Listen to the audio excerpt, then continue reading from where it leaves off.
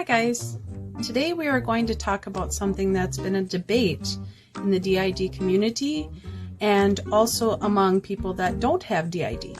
And I have a book here done by Colin Ross and also Richard Cleft and some other psychiatrists who are very detailed in dealing with dissociative disorders. So my decision is to read this off so they have an understanding of what they're doing, and also so you have an understanding of how diagnosis and clinical features are done in DID. So here we go. DID can be diagnosed with a high degree of fidelity and reliability. However, it will not be recognized without making a specific inquiry for its signs and symptoms. This inquiry is not part of a standard psychiatric assessment. By the end of this section, the reader, with the assistance of dissociative disorders interview schedule, you will know how to make the diagnosis. It is this core characteristic of DID that makes it a treatable disorder.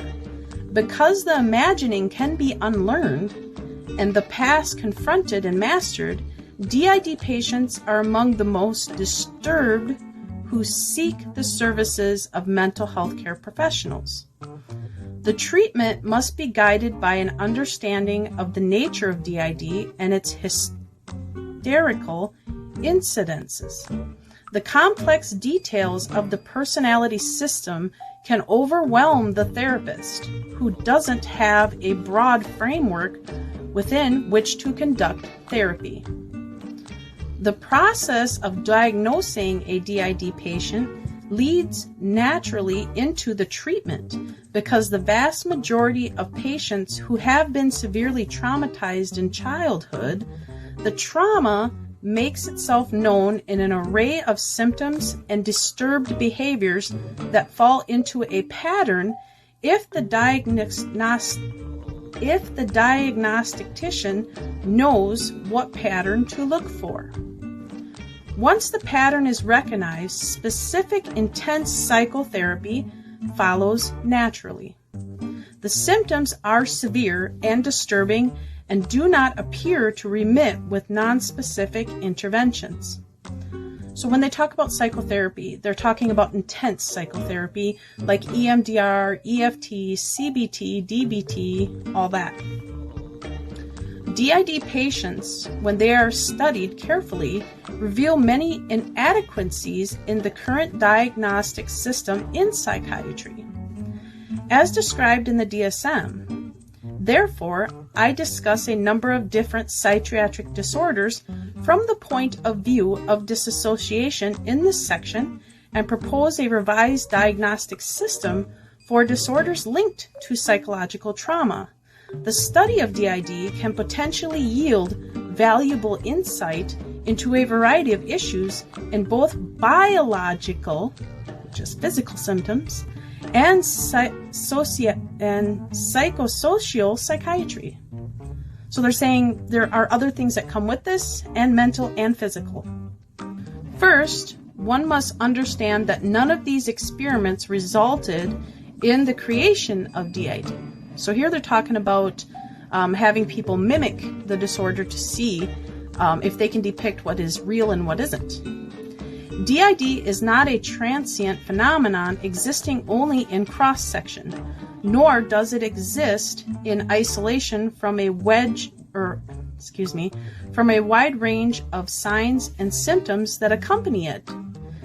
There is no doubt that one can get college students to act as if they have alternate personalities quite easily.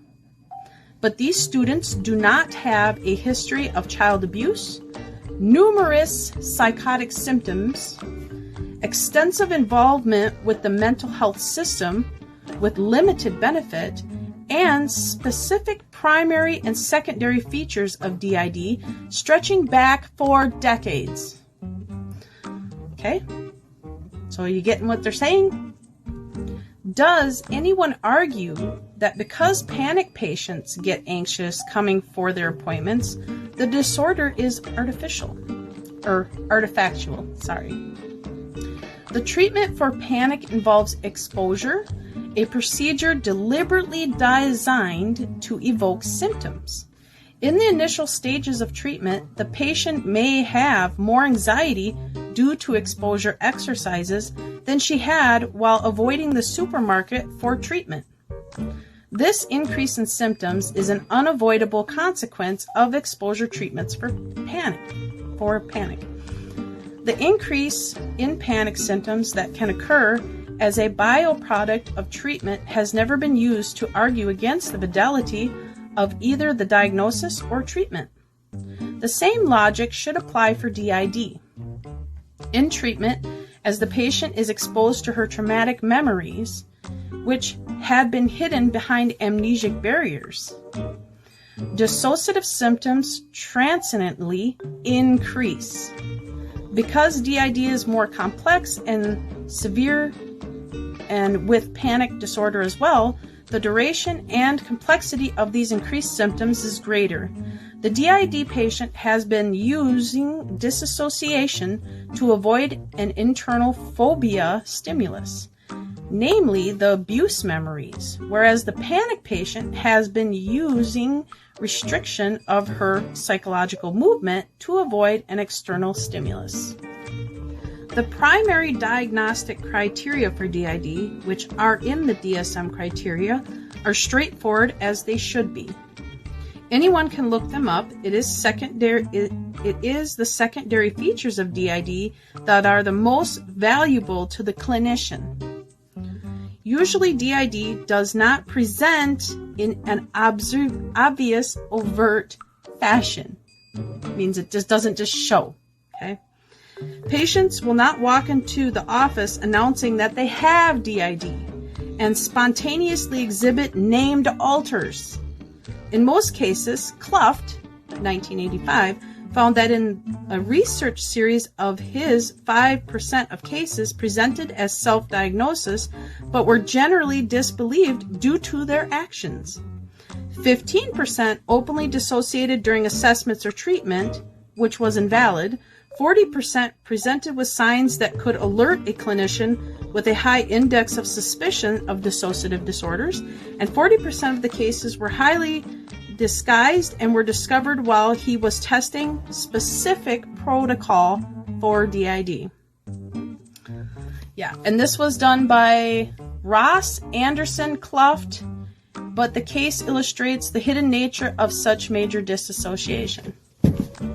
So, that's all I got today, but I just wanted to point that out after the amount of videos that I've seen. And this is a real legit book.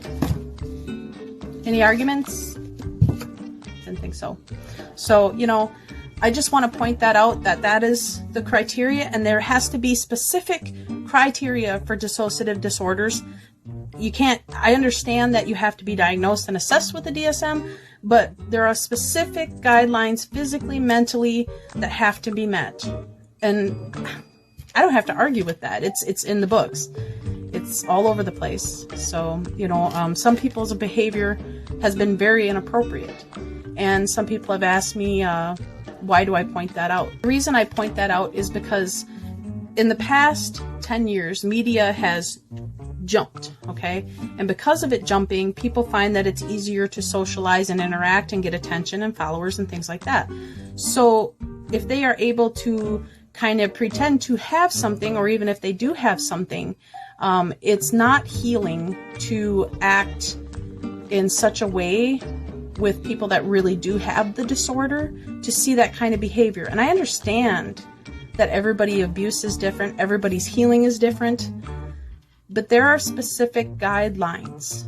And that's not just coming from me. I've been told, oh, well, that's just your journey. That's everybody's journey that suffers from a disorder. It's a hard, long journey. And most of the percent of the people that have DID didn't even know they had it. And then for my example, and others that I've known, it took me 5 years to even recognize and acknowledge it because I didn't want it. So, if you guys want to keep pretending you have it, or if you do have it, at least show it in a manner that's appropriate for people to learn and understand it. And I'm told, well, you don't have fun. I do have fun, but I have to do fun with a guided, safe trip, because I have episodes, and that's normal for a lot of people that have DID. Panic comes with it, anxiety comes with it, switching comes with it, even physical symptoms like bowel issues, panic, eating disorders. Some people I've heard will throw up if they get nervous enough. So that's what I got today. Love you guys. Bye.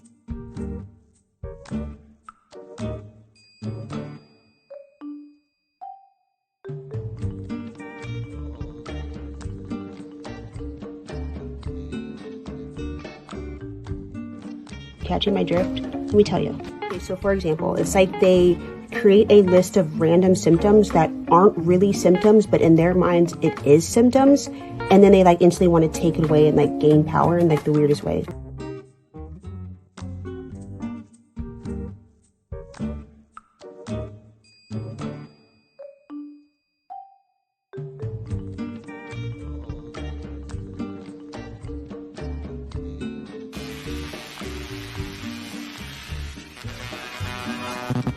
The Fitness Gram Pacer test is a multi-stage aerobic capacity